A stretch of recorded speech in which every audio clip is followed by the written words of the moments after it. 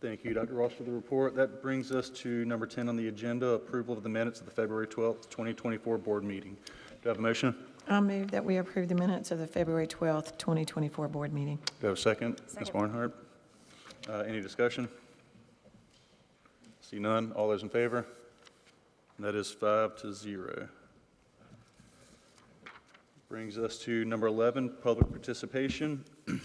Allow me to read the statement. The board welcomes and encourages public participation. We respectfully ask that you adhere to the procedures provided in board policy BEDH, public participation at meetings. Your comment should be limited to 3 minutes and must remain on either the topic noted on your sign-in form or a listed agenda item. Questions asked during public participation will be handled in accordance with board policy BEDH. Ms. Taylor. Thank you. Andrew Bryant is here to speak about 403B retirement questions.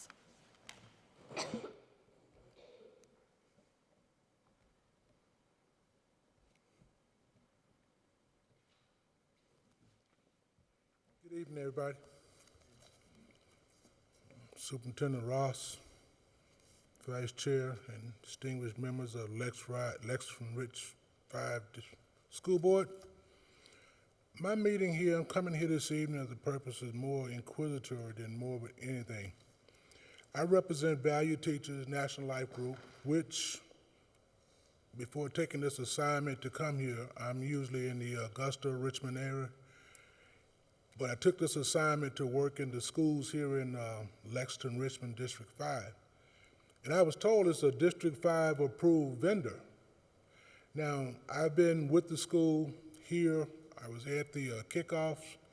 I've been trying to get into the various schools to help our teachers learn, because I see from all that you're doing, educating the students are important. And so the teachers have to be on that same rung. Now, some teacher will retire in poverty. I'm a retired teacher, but I'm also a Navy veteran, service connected. And to be honest with you, I'm 67 years old. Now, if it wasn't for things that I had coming in supplementing my Social Security, it would be kind of hard for me to make ends meet. Some of our teachers are heading for that same situation.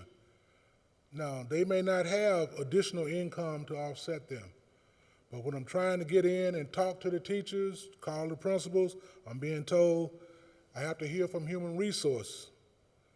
Wait a minute, I thought we were district approved. So I'm a little bit confused. If we're district approved, National Life Group to come in and speak with the teachers, I don't understand why I'm being told we got to hear from Human Resources. I'll call you back in a couple of weeks. Call doesn't come back. Emails unanswered. So I'm a little confused. I know you care a lot about the students, so you have to care a lot about the teachers. Now, so I don't know if my coming here would change anything, but I would say to you, I would love to have something put out to the principals, the administrators, that this National Life Group, Value Teachers, is approved by the district. And we're coming in seeking 10 to 12 minutes to speak to your teachers. I don't think 10 to 12 minutes is gonna disrupt any teacher's life, to be honest with you. And so, like I said, I don't know if my coming here would do anything, but I would like to continue meeting with the teachers. I take pride in what I do, so I come from Augusta. I don't have a problem coming up, servicing the teachers. But to be told, okay, we're just gonna put you in a corner, and if a teacher wanna stop by, that doesn't work. That's cost effective for me and doesn't help the teachers. Thank you.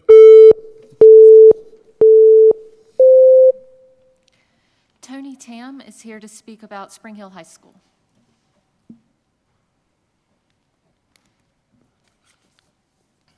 Super.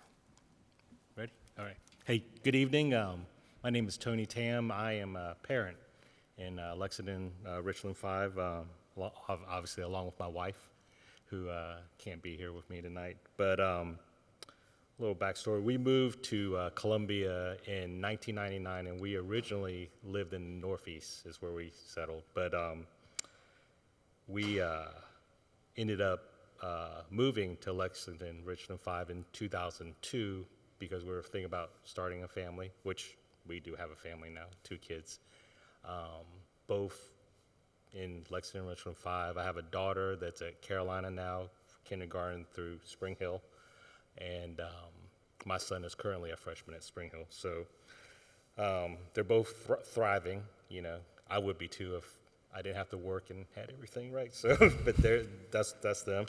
I have nothing but good things to say about the school district. My wife and we have flexible schedules, I would say, so we're probably more involved than maybe our kids would like us to be in their social and academics life.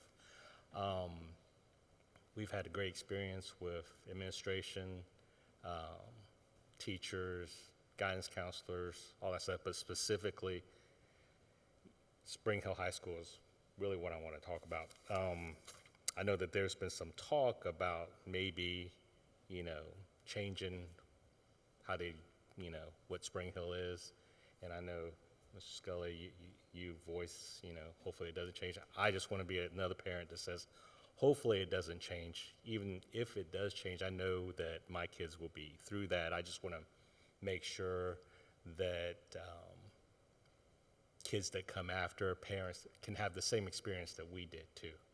It's been great. I really do think a lot of my daughter thriving in college has to do with her last 4 years in this school district, specifically at Spring Hill. My son, you know, he's a different animal, but he's doing well as well at Spring Hill. And really, that's all I want to say is anything positive you can think about Spring Hill, you know, we can be spokesmen about that, my wife and I. And that's it. So, thank you. Thank you. Yeah, thank you. Kim Murphy is here to speak about capital projects and bond referendum. Good evening. I've got concerns about the proposed $15 million capital projects budget and the use of the 8% money on the agenda tonight. That budget includes $4 million for technology. That leaves $11 million for capital repairs and improvements to our existing schools. For years, this budget was $10 million, but it was recently increased to $15 million. But the concern is that based on the McMillan-Posden-Smith condition assessment, this barely puts a dent in repairs and necessary improvements that should have been addressed years ago, and that there is additional 8% money that could be planned to address these needs. I recognize this is a different administration, one that is beginning to make progress, but the reason our schools are in the conditions they are in is because of past decisions and millions and millions and millions of 8% money that is specifically available to the district to borrow for maintaining schools and for making timely repairs, has instead been used to construct new schools. The district can borrow 8% of the value of the district without having to hold a bond referendum to replace an air conditioning system, roof repairs, etc. The 8% capacity is now up to $50 million. But the district has been using the capacity to build new schools instead of holding a bond referendum for those schools.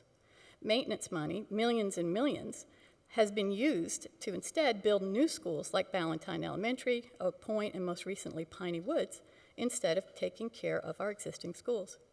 The 8% money used to build these new schools and other non-essential projects should have been going towards our existing schools instead of leaving them to rot and leak, grow mold, and become hazardous.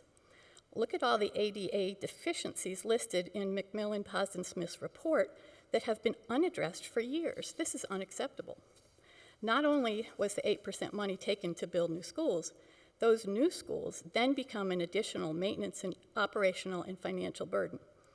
If new schools are recommended, it must be proven to the taxpayers, as well as to the school communities that will be split apart, that the enrollment growth demands a new school and that all reasonable options have been considered to avoid it.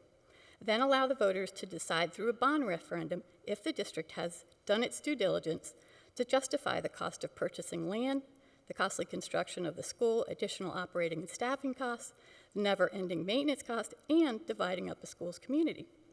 The point I'm trying to make is that even though the capital projects budget is $15 million, there is much more available, particularly with the excessively high rate that is being charged, millage rate that's being charged.